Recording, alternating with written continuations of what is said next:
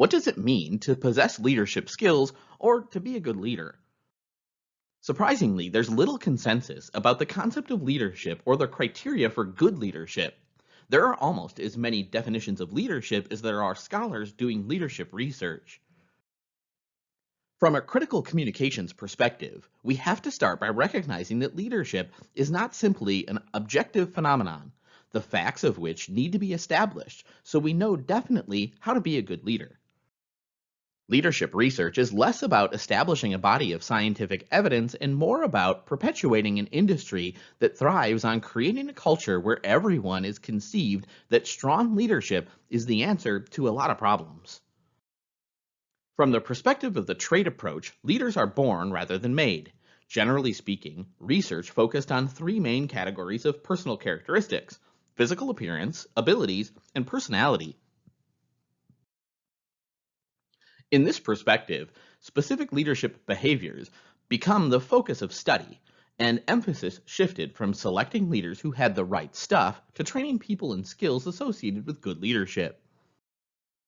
The situation approach or contingency approach to leadership is an effort to move beyond a universal, one-size-fits-all perspective, answering the question, what makes a good leader with "it depends." The situational approach argues that contextual factors such as structure of the task at hand and the power of the leader, as well as the size of the work group, have a mediating effect on the leadership approach that different leaders adopt. Thus, no single leadership style or trait will be effective across different situations. New leadership has been used as an umbrella term referring to a host of different orientations to leadership. These themes include the following, which encourage people to question the very idea of leadership as commonly understood. A view of leadership as symbolic action, where the leader is conceived as a manager of meaning. The emergence of transformational leadership and the neo-charismatic approach.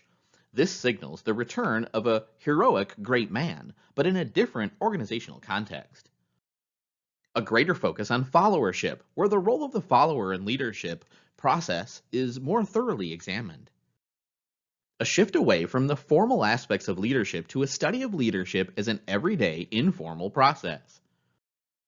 A view of leadership as a socially constructed phenomenon rather than an objectively existing set of traits, behaviors, or personality. These new approaches to leadership shape how we think about influence. Each perspective is interested in studying leadership as a phenomenon that can create better organizations. What if we abandoned the idea of leadership as a thing possessed by certain people and instead explored it as a dynamic communication process? Let's briefly indicate the implications of this critical communications perspective on leadership and then explore them more in detail. Both leader-centric and follower-centric approaches are rejected in favor of a view of leadership as a co-produced among organizations' members. Leadership is distributed throughout the organization.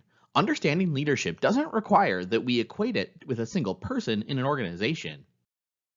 From a communication perspective, there's no essence of leadership to discover.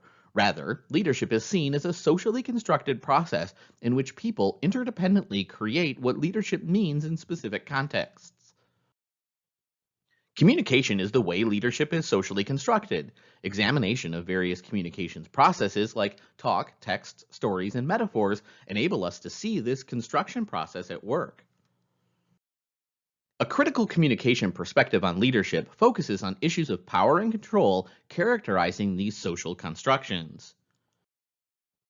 It's hard to give up the idea of leadership as a thing and leaders as specific people who exercise authority over others.